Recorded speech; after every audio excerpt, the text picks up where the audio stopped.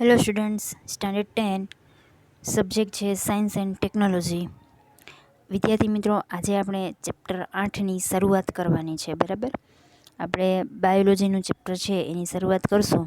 એમાં બાયોલોજીના જે બે ચેપ્ટર છે, 6થું અને 7મું, એ બંને ચેપ્ટર આપણે એના વિશે આપણે અભ્યાસ કરી લીધો. બરાબર, આજે આપણે ચેપ્ટર 8 વિશે ભણવાનું છે.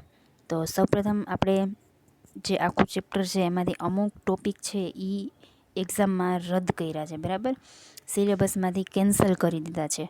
તો આપણે સૌપ્રથમ એ ચર્ચા કરી લઈએ કે કયા કયા ટોપિક છે એ સિલેબસમાંથી કેન્સલ કર્યા છે અને કયા રાખ્યા છે. બરાબર, એટલે તમને આઈડિયા આવે કે આપણે કયા કયા ટોપિક ભણવાના છે. તો સૌપ્રથમ ટેક્સ્ટ બુકમાંથી આપણે વાત કરીએ તો સૌપ્રથમ જે પ્રસ્તાવના છે એ રાખેલી જોઈએ. બરાબર, બધા ચેપ્ટરમાંથી પ્રસ્તાવના છે એ કેન્સલ ન કરે, એટલે પ્રસ્તાવનાનો આપણે અભ્યાસ કરશું. ત્યાર પછી આવે છે 8.1. ટોપિક છે શું સજીવો પૂર્ણરૂપે પોતાની પ્રતિકૃતિનું સર્જન કરે છે. આવો કંઈક ટોપિક આપેલો છે, પરંતુ આપણે આ ટોપિક છે એ ભણવાનો નથી, એક્ઝામમાંથી કેન્સલ કર્યો છે. બરાબર, તમને જે PDF સેન્ડ કરેલી છે, બરાબર, PDFમાં તમે જોશો તો જે રદ કરેલા મુદ્દા છે એમાં આ ટોપિક હશે. બરાબર, અને એનો જે સબ ટોપિક છે ભિન્નતાનું મહત્ત્વ, એ ટોપિક પણ એક્ઝામમાંથી કેન્સલ કરેલો છે.